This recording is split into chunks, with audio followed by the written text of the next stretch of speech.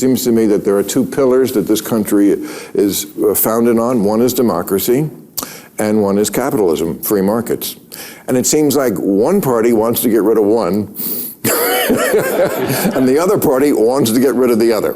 74% are for democratic socialism. Only 16% favor capitalism. Is this going to be a country that I don't recognize in 5 to 10 years if we don't have these two pillars?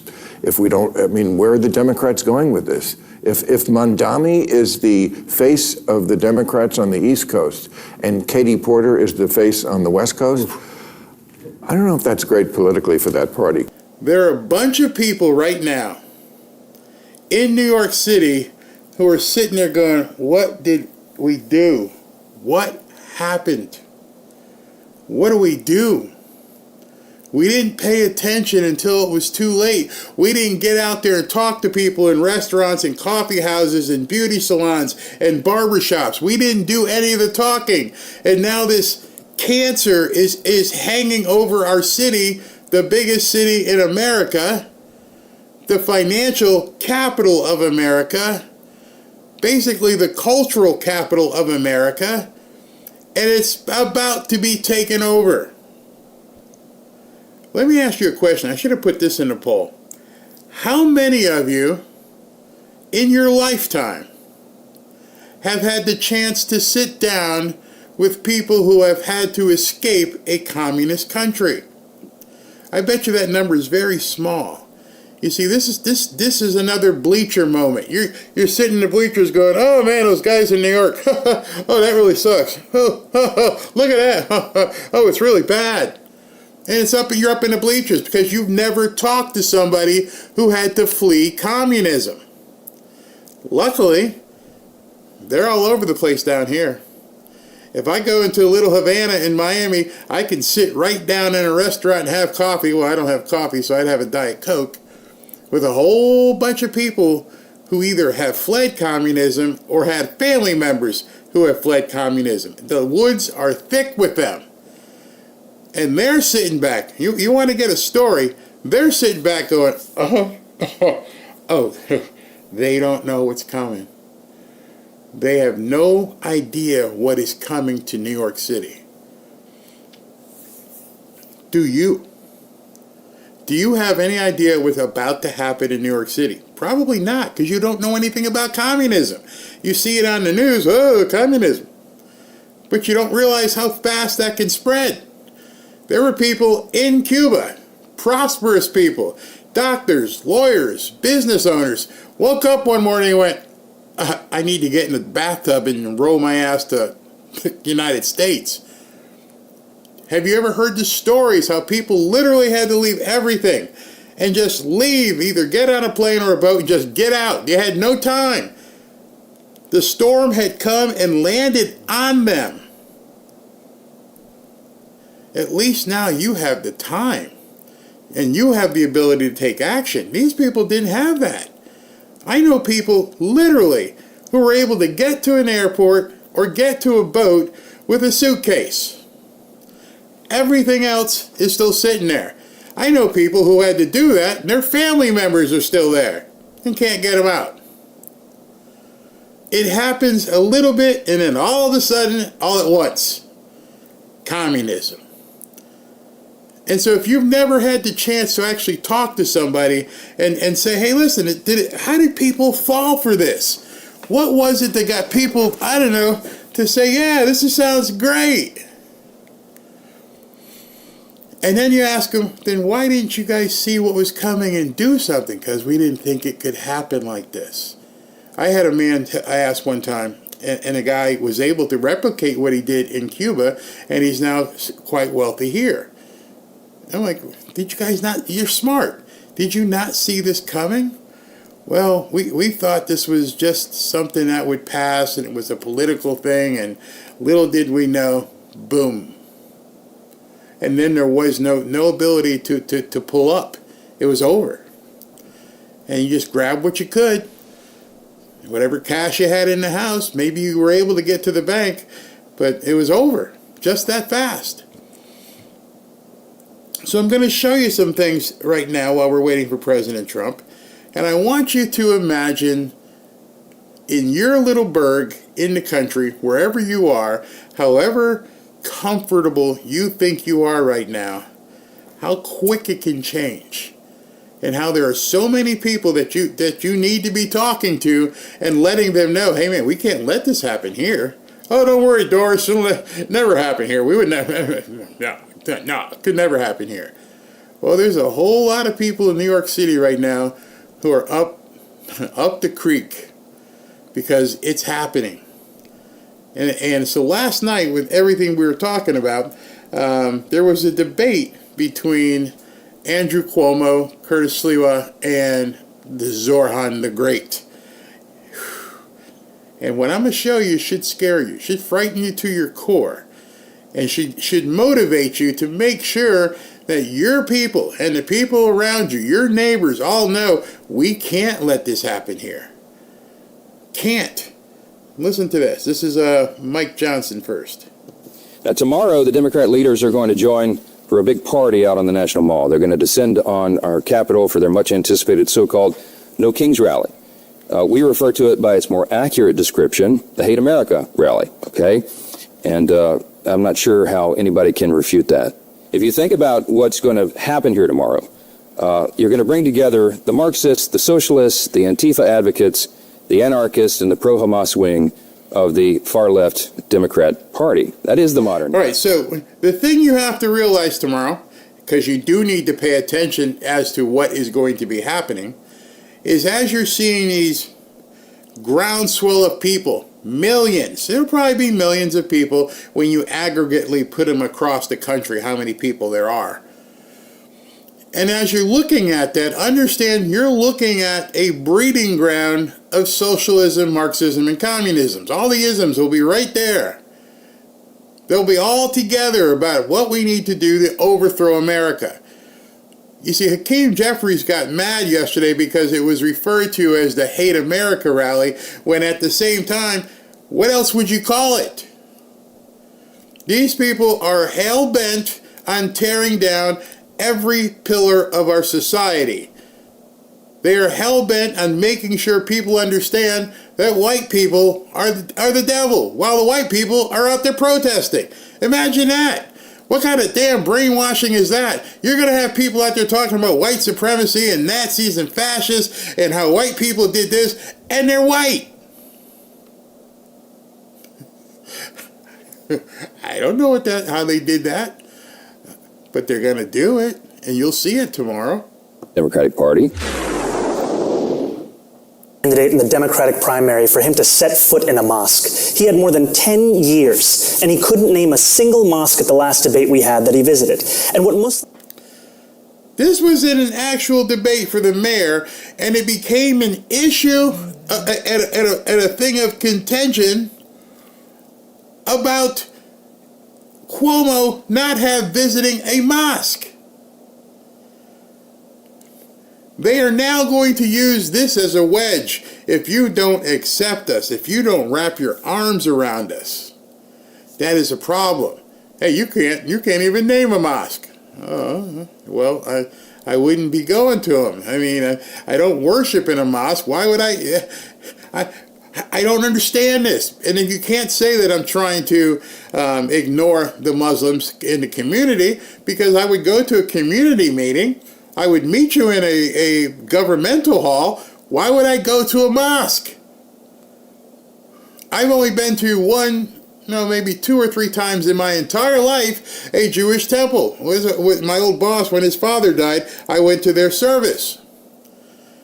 But I'm around him. I was working with him. I just didn't need to go to synagogue. They're making it now the fact that you aren't going into the mosque and that you can't name the mosque. Oh, you don't deserve to be the mayor. Muslims want in this city is what every community wants and deserves. They want equality and they want respect. And it took me to get you to even see those Muslims as part of this city. And that, frankly, is something that is shameful and is why so many New Yorkers have lost faith in this politics. Yeah, except, that is totally false. I worked with the Muslim community for many years. Name a single mosque you went to when you were the governor. Can you name a single mosque you went to in 10 years? Before you were ever here. Before I was here. Before you were even in the state government. I worked with the Muslim community. Yeah. Imams presided over state of the state. Do you see what happened? As he sits there and smiles. He's making people defend that they haven't embraced and immersed themselves in mosques and with the Muslim community. Check. Gotcha. Instead of Cuomo just saying, that's an idiotic question, and let's move on. I'm not even dignifying that answer. Why am I talking about going into a mosque or naming a mosque? Can you name 10 New York Yankees? No, you can't? Okay, well then, what's that make you a bad person because you can't name the people on the Yankees baseball team? This is insane. And he was able to twist it. He was, with his sharp forked tongue, was able to twist it and make it an issue that you don't know the people in the mosques. You don't even know where the mosques are. And he got them both going and sat there with that look on his face. Gotcha. Now everybody heard me make you guys look like complete buffoons because you didn't know where mosques are. These people are evil, but they're very good. And if you don't see what they're doing, if you're not watching what they're doing, you will be caught up in it. We worked in religious working groups, tolerance groups, anti-Semitic groups, etc. All right, gentlemen.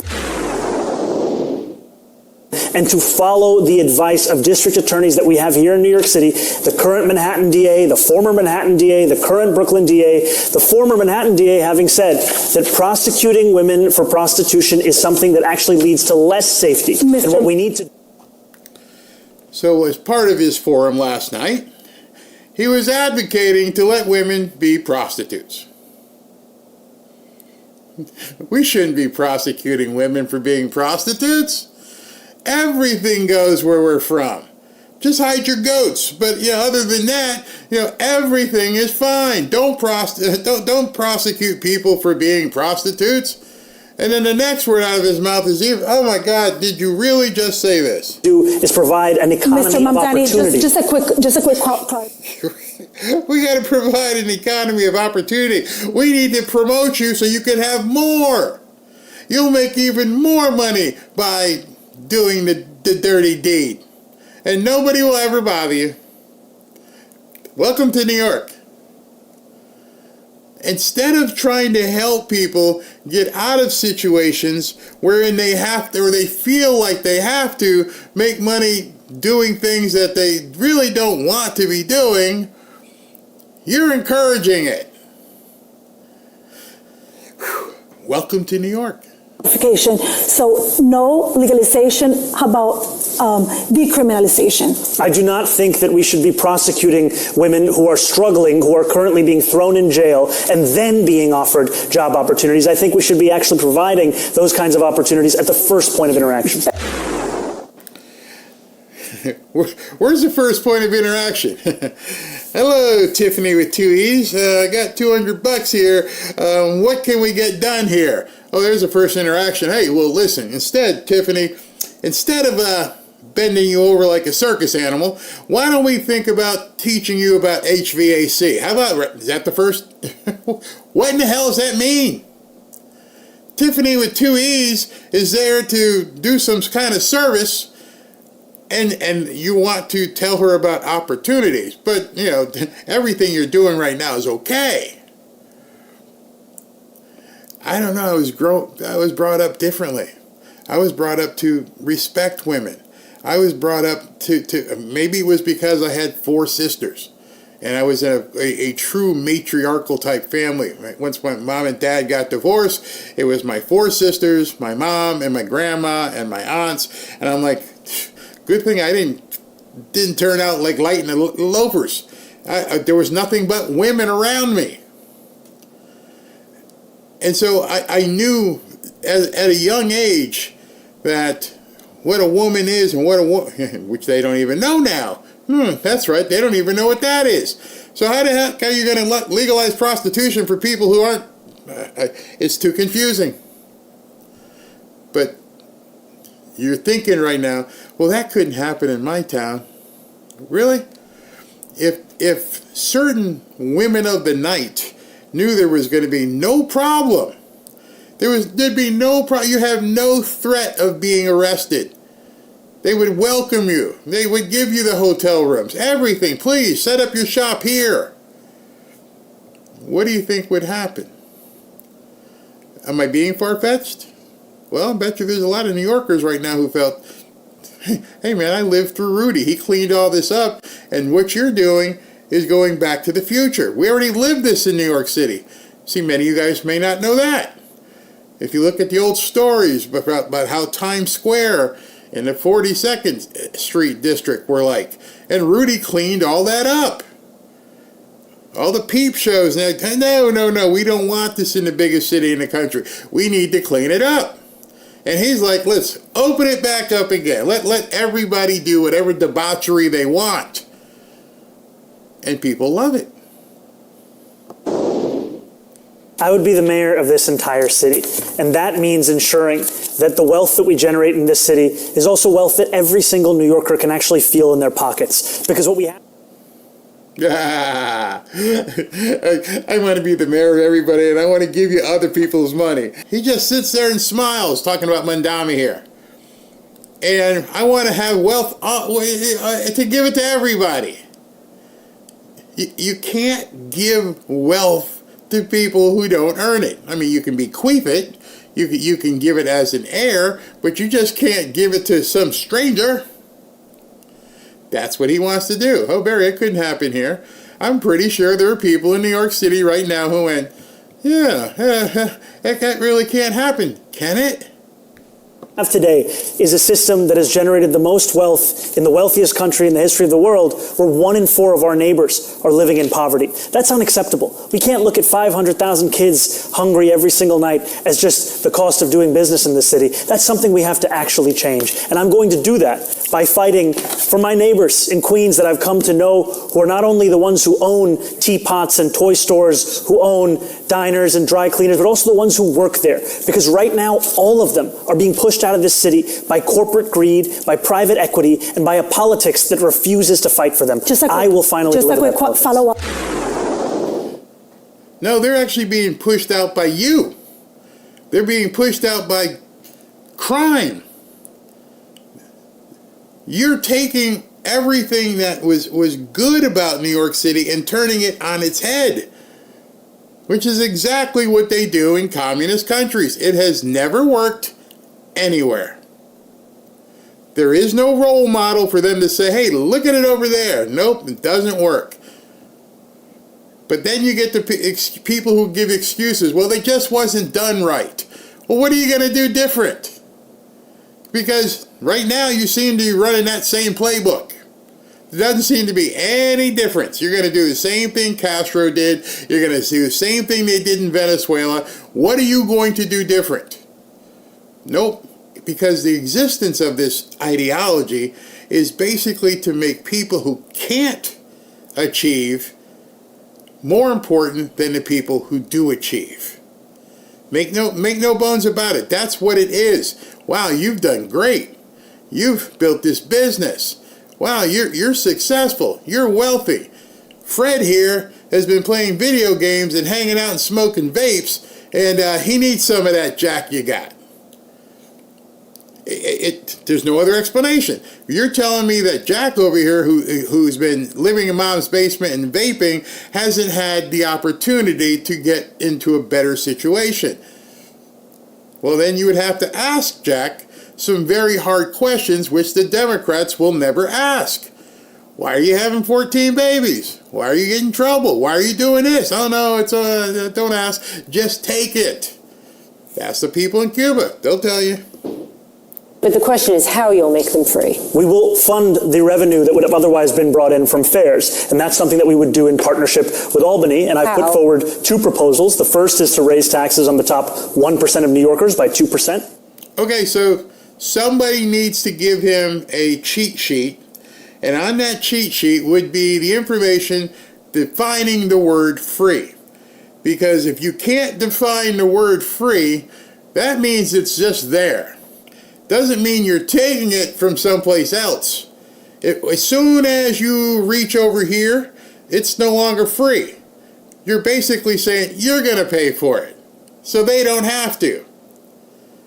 And he had to have been asked a couple times, and finally he said it.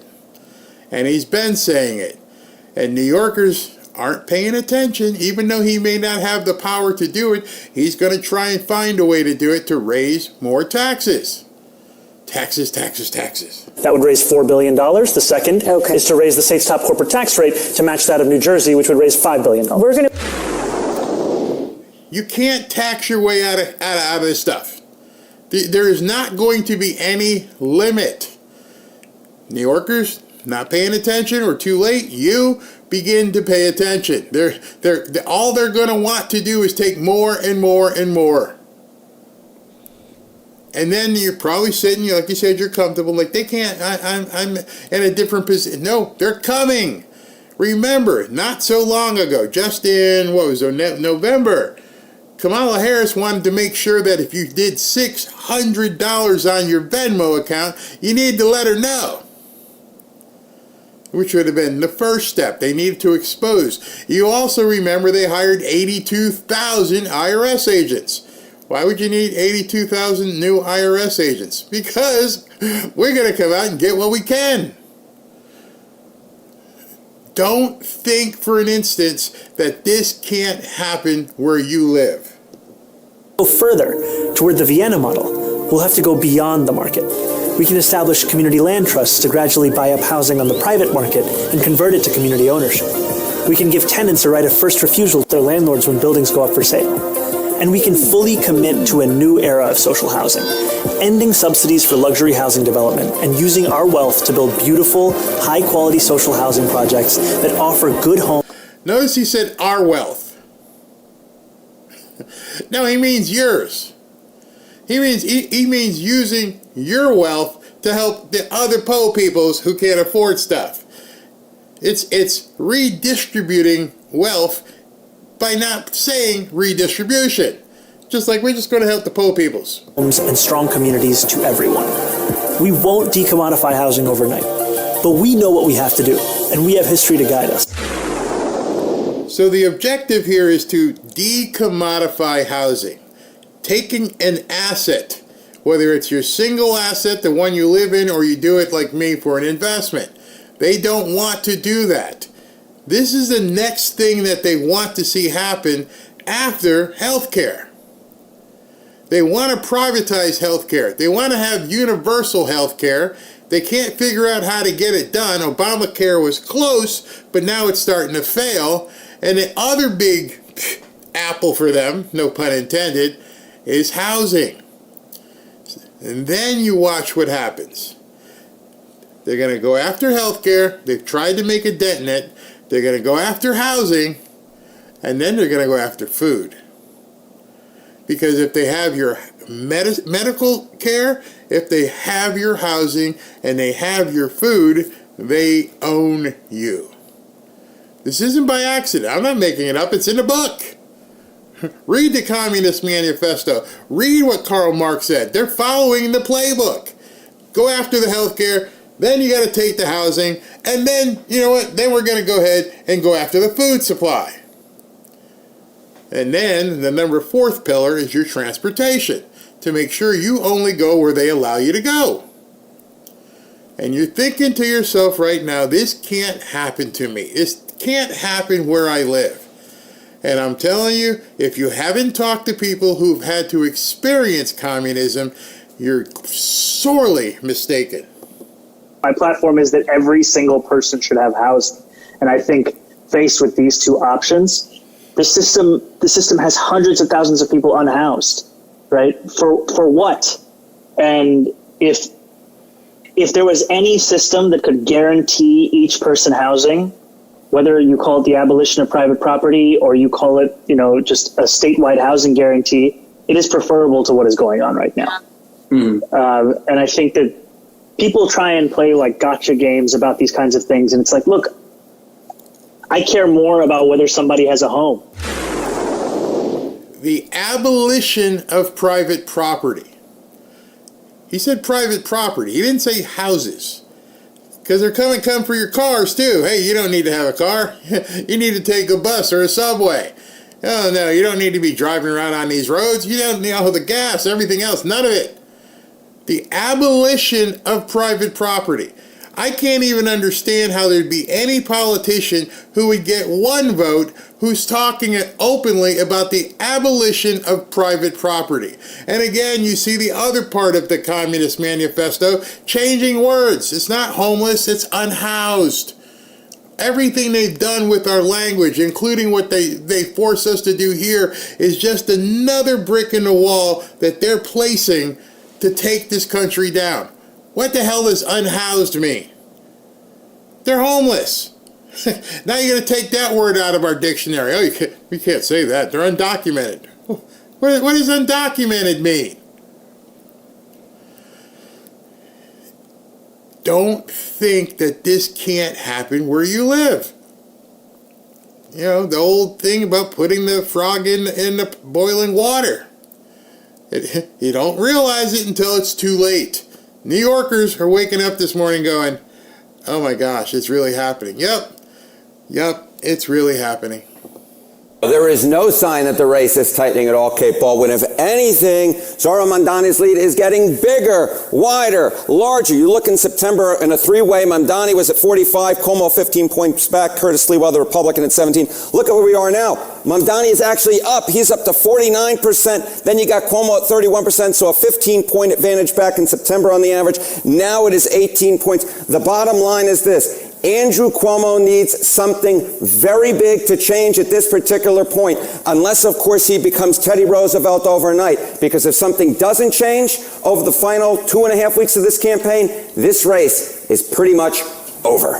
What is the historical kind of precedent for a comeback like this? Yeah, okay. So I went back through the history books, Kate Baldwin. You know I love going through my spreadsheets more than anything else. I love my girlfriend. I love my spreadsheets. I love cream soda.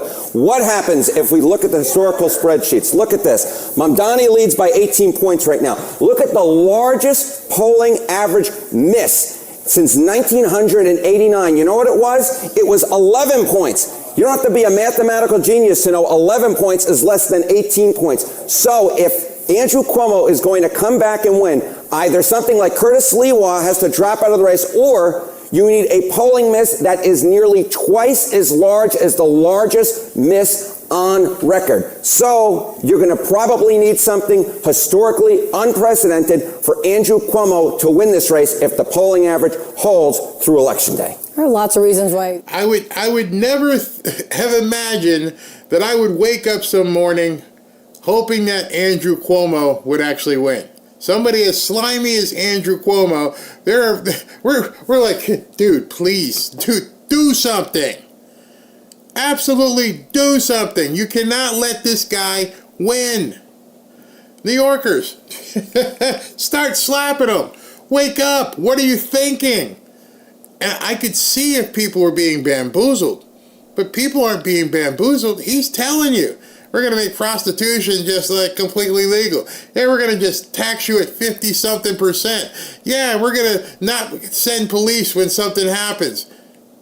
You need to know and make sure you understand the people in the mosques.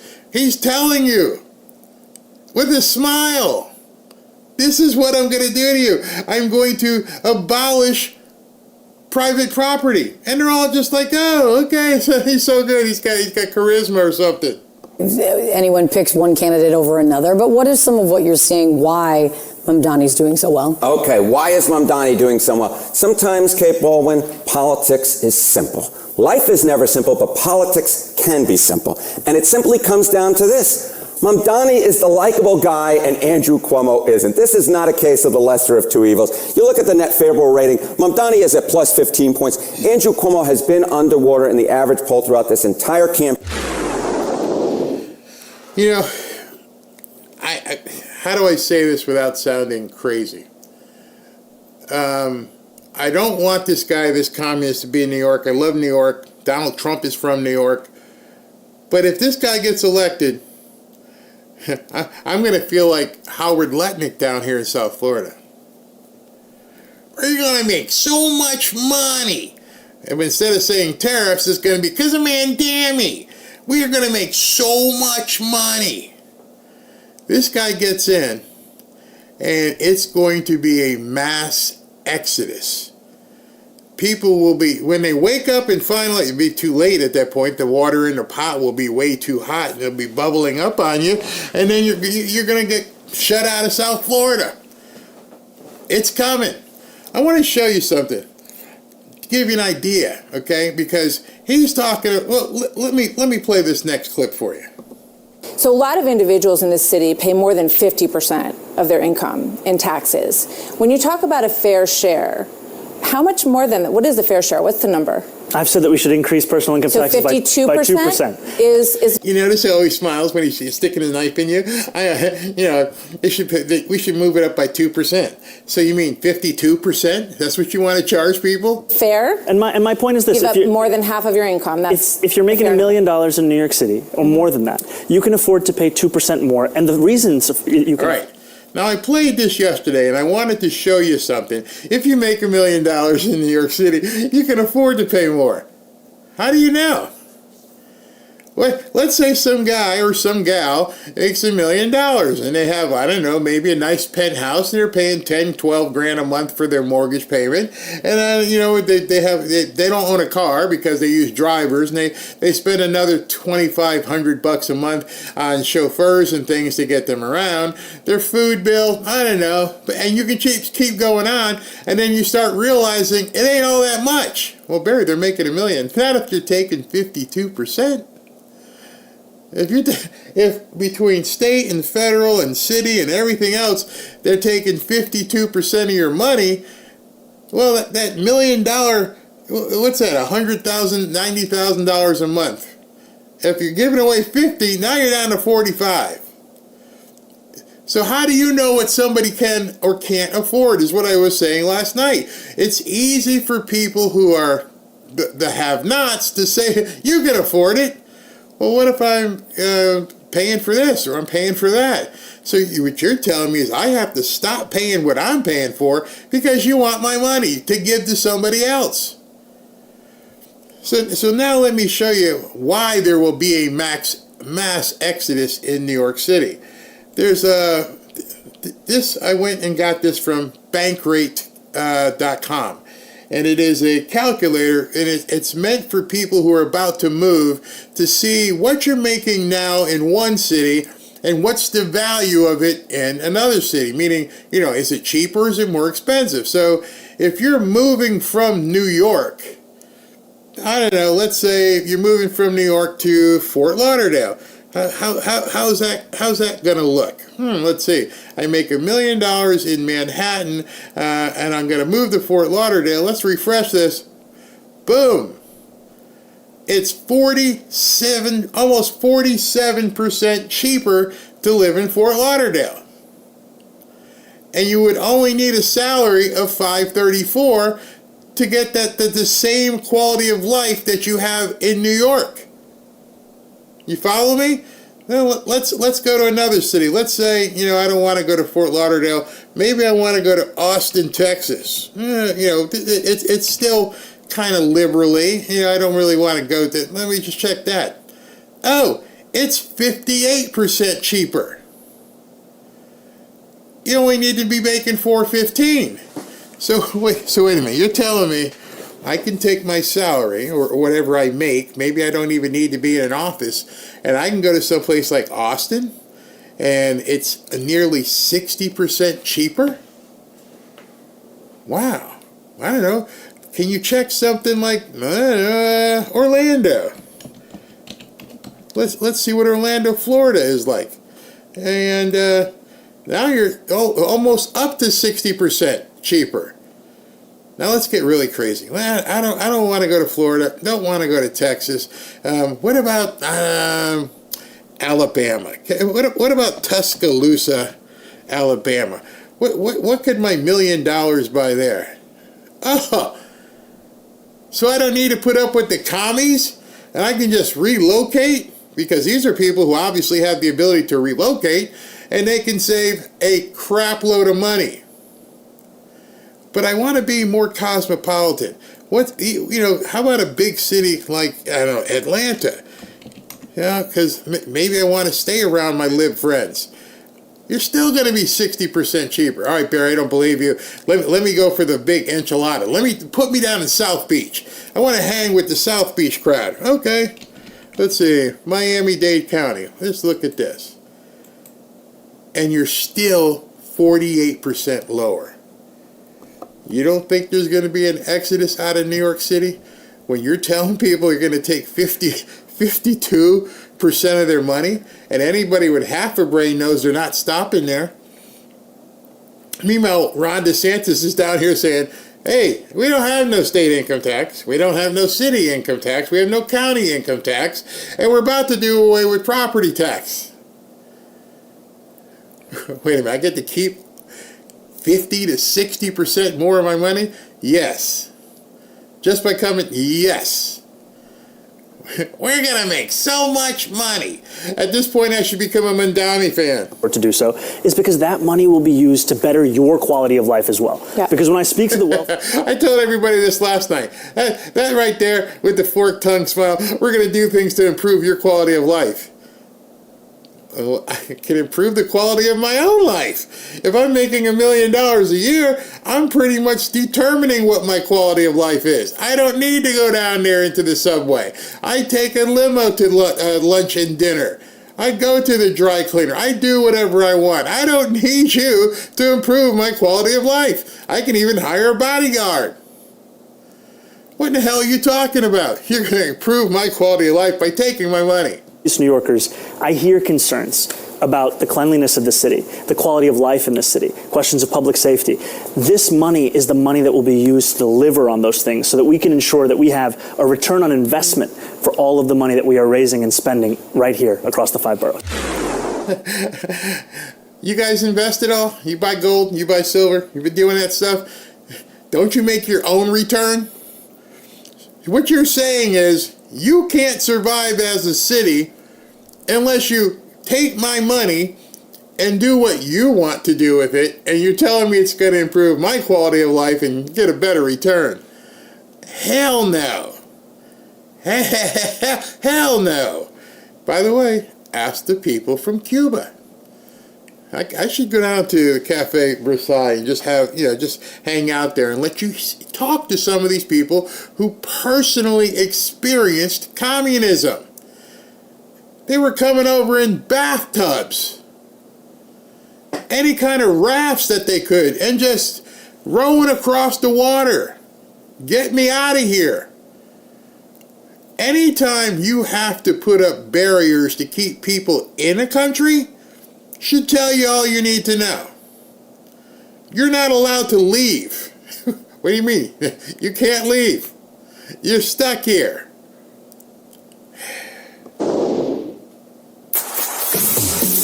You've heard people say it. Socialism just hasn't been done right yet. But the truth is, it's been tried over and over again, and it's failed every time. Venezuela once had the richest economy in Latin America. Then it embraced socialism. Within a decade, the currency collapsed, and inflation hit 1.7 million%. People say 1.7 million%. And then there were bread lines. From being a vibrant country to crap. And that story is being told over and over and over, and they never want people to understand what's happening. Things became worthless. Grocery store shelves went empty, and millions fled the country. In Cuba, socialism promised equality. What it delivered was poverty. Today, the average monthly salary there is under $20, and people stand in line for hours. Stop. The average monthly salary in Cuba is $20. That's because we take care of you. You don't have to worry about anything. The government's taking care of you. We're from the government. We're here to help. for basic goods. In the Soviet Union, over 100 million people died under socialist communist regimes. It wasn't bad luck, it was the system itself. Every time government takes control of production of wealth, freedom disappears and suffering follows. People say, we'll do it differently here, but every socialist experiment starts with the same promise and ends the same way. Shortages, corruption, collapse. So don't fall for the myth that socialism just needs the right people to make it work. It's been tested dozens of times in every continent, and it fails every time. Socialism doesn't lift people up, it pulls everyone down. There's one problem, by the way, that's Brandon Straka, if you guys don't know who he is. Look him up as well. There's one problem I have with that entire video he put together. The problem I have is that there's a need to make that kind of a video. The fact that people are having to be educated by non-governmental entities to tell you you're about to screw up should tell you or speak volumes to you. It means that the people, the ignorance that is abounding in New York City at this point is absolutely frightening.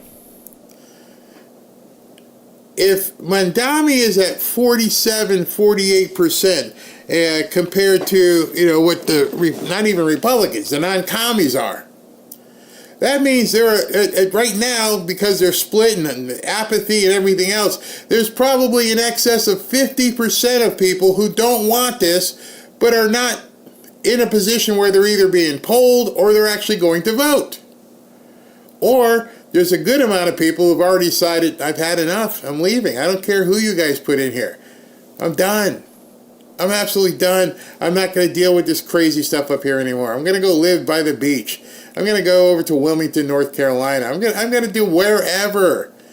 You see, one of the things I know for a fact that when people start making that kind of money, if you're making $500, $600, $700, $1 million, you're not tethered to an office. You've already reached a skill level where you don't need to be there. There's nothing that's keeping you there. Maybe your kid's school, but you're like, I can find another school. Very few of these people have to go into the office. And what Mamdani's mistake is that he's assuming people will just stay and take the spanking.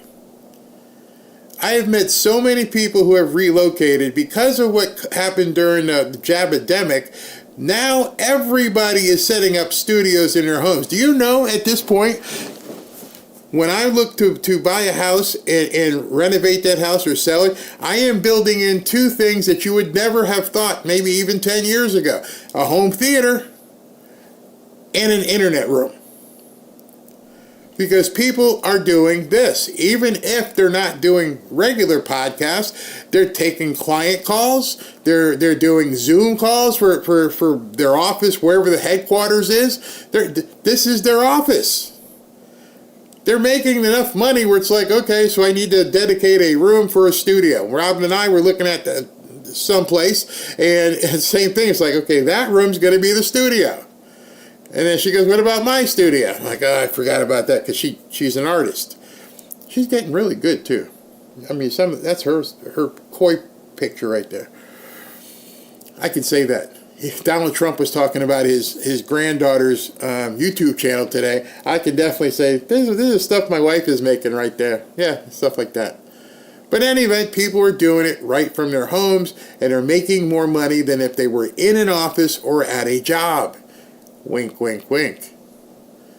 This new economy and how you're going to save yourself isn't by going to an office 9 to 5, 5 days a week.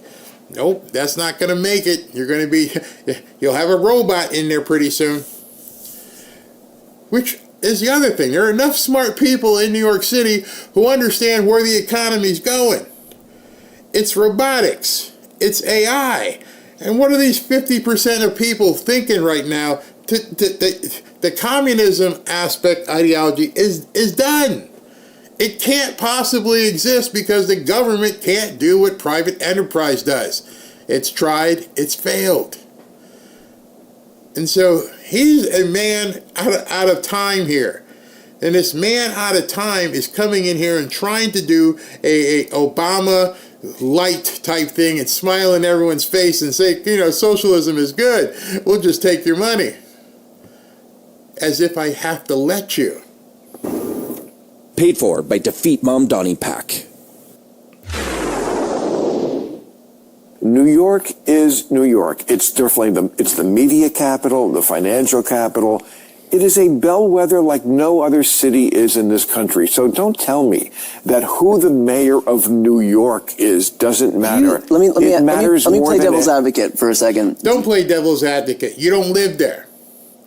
You see, that's another problem. You've got liberal nuts who don't actually live in the city telling people in New York, oh, Mamdani's going to be so great for you.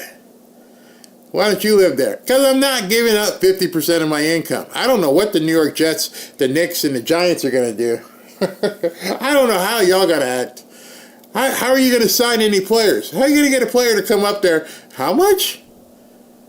You're going to take... You're going to take how much of my money? I don't think so.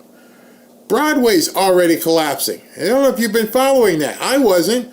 I was like, Robin, what are they going to do in Broadway? She's like, Broadway's failing big time. The arts, all of the stuff that they want is going to wither away. Do you know what New York City will look like? It'll look like people who can't afford to do anything. And so instead of, like I said last night when we were talking about AOC and Bernie, notice they never say, I can help you increase your income. There has never been one of these Democrats, even the ones who aren't complete commies, and you can listen to them talk and they never say, I will help you increase your income and show you how you can make more money, you can be more prosperous. Nope. We got to give you this, we got to give you that, we got to give you this, we got to take it from them so we can give you. How about just giving me the opportunity by showing me how I can do that? Remember the old movie Pursuit of Happiness, and Chris Gardner Chris Gardner was the Will Smith's character, and he walked up to a guy with a Ferrari parked there. He goes, man, what do you do and how do you do it? Those two questions can set you free. Those two questions right there are better than any communist program. Damn, what is it you do, and can you show me how to do it?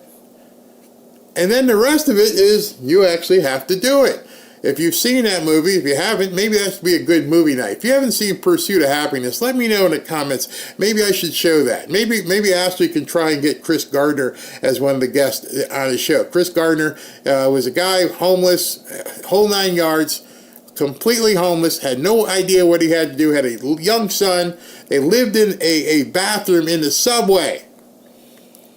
And he came out one morning and saw a guy with a bright red Ferrari toss his keys to the valet and said, what is it that you do? Because wow, and how do you do it? And the guy goes, I'm a stockbroker. He caught the right guy at the right time. I'm a stockbroker. Here's what I do. And he said, if you want to learn how, here's my business card. Let me know. Show up. He went to the meeting. The rest is history. And it goes through the whole story through that movie, and it had the Hollywood flair to it, but it goes through and says what he had to do to overcome his inadequacies of his position in life. How he had to give his son a bath in a subway bathroom, and then had to do things so he can go to work until he made his first check, and then never had to look back.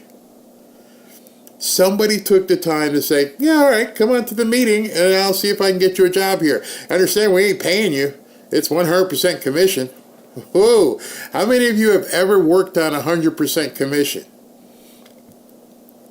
That is the ultimate of meritorious living. If you don't sell, you don't make any money. And so everything from stockbrokers to car sales, people who make a lot of money understand performance-based earning. I guess I'm performance-based earning. I don't have anybody giving me a paycheck. We'll spend here three and a half. Right now we're at 2 hours right now. There's nobody coming over. It's Friday. Did the guy with the check come by, honey? Nope. Nobody came by with a check. What are we going to do? You better get in there and start making more videos, honey. Oh. See, until you can walk out on that plank, that's where the real money is. You got to walk out on that plank where you're not beholden to signing the back of the check. When you start being able to sign the front of the check, life changes completely.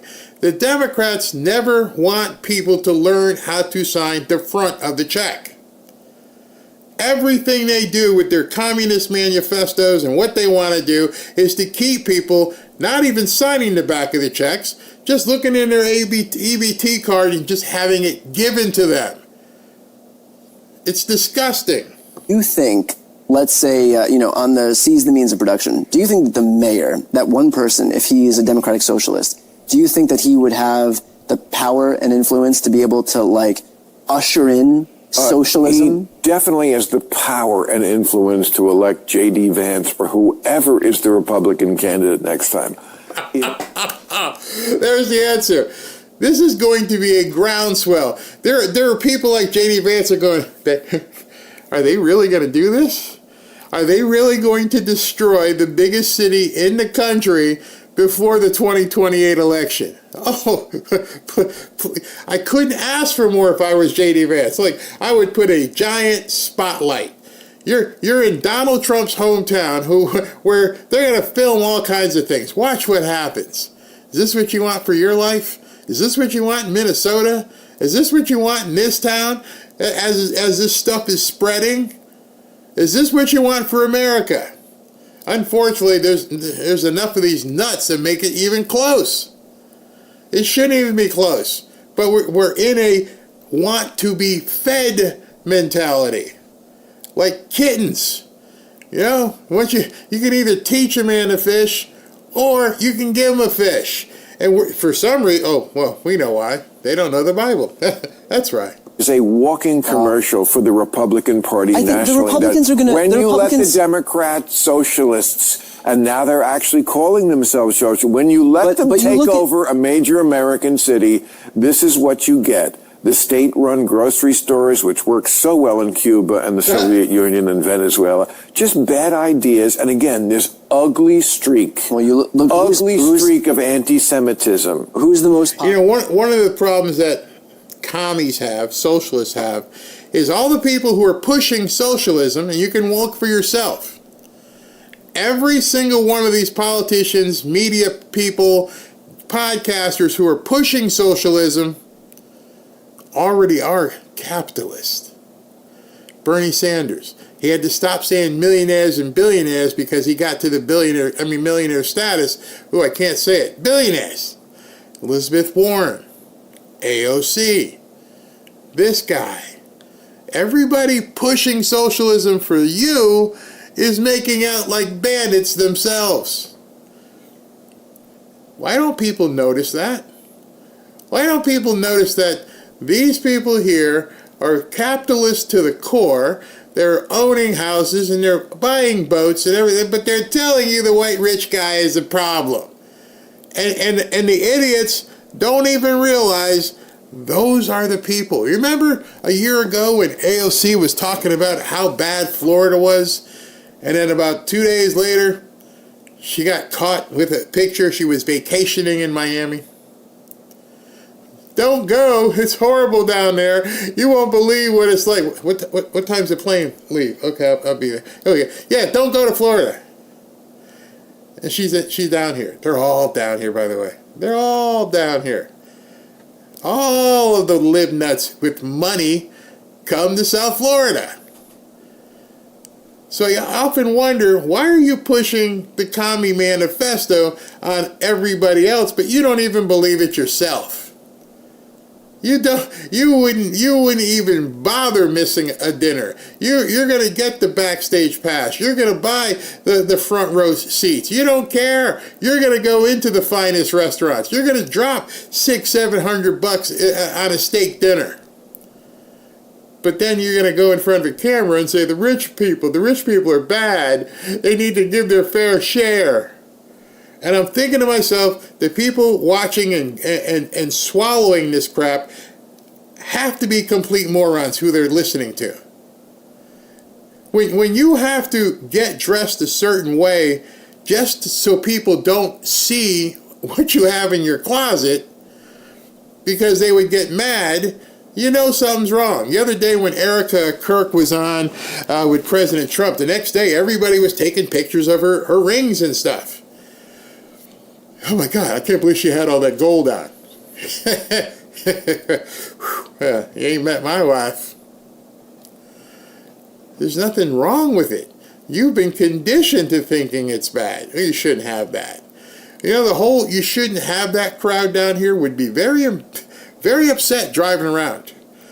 I think in 2 weeks or so, the Fort Lauderdale Boat Show is happening. You have no idea what kind of money you're going to see there. I still got to do the video. I need to drive down through some of those areas and show you how people actually live. Most of them have Trump flags up because they know it's all about being prosperous. You cannot do what you need to do without being prosperous. And I'm telling you, if you're in the chat right now and you're thinking to yourself, how can I move forward? I would look at something that will test your intestinal fortitude. I would look at something that pays you 100% commission. Watch how long you last. If you have to be a check each week, you may not be ready. Maybe you need to work on your job part-time and do something else on the side where you can test the waters. And then you realize, I need to make 10 more calls. I need to make 20 more calls. And then you get your ratio and say, if I make 50 calls and I close 2 clients, I made $5,000. Being paid on performance is so much more freer than going into an office. Politician on the left. AOC? I don't know. One of, but who's Bernie is Bernie is, I mean, he's not a capitalist, you know? No, he's not. And he's also not president. He's not, but never would be. But neither is Mamdani. No, but he will, trust me, he will be featured in the campaign commercials. But they're going to feature people, they boogeyman everybody. Yeah, but you don't have to boogeyman him. He does it to himself. But they'll do it regardless. Nancy Pelosi, Hillary Clinton, Gavin Newsom. Yeah, but they make anybody into boogeyman. Nancy Pelosi, who eats $25 ice cream out of her $3,000 refrigerator, might have been a bad example to use. Gavin Newsom, does this guy have any idea the kind of wealth these people have? I think it was... Just have more weight when it's real. I mean, when you can really show it. Ladies and gentlemen, let me be very, very clear. If the Democratic Party becomes the likes of Zohran Mamdani, who, by the way, I like, I'm not trying to throw any shade on him or anything like that, but if the Democratic Party becomes him, you have no chance. You have no chance on a national basis in terms of the presidency. In Senate seats in the House, you have no chance. You have no chance. I want to be very, very clear about that. You might have a Democratic Socialist sprinkled here and there, but that ain't what America is. America's about capitalism. America's about dollars and cents. America's about an economy, a flourishing economy. Okay? And you know what it's not about? Free stuff. Somebody got to say it, so I'm going to say it. Somebody got to say it, so I'm going to say it. I'm going to say it too. America is not about free stuff. That needs to be on a t-shirt. America is not about free stuff. Because there's no such thing as free.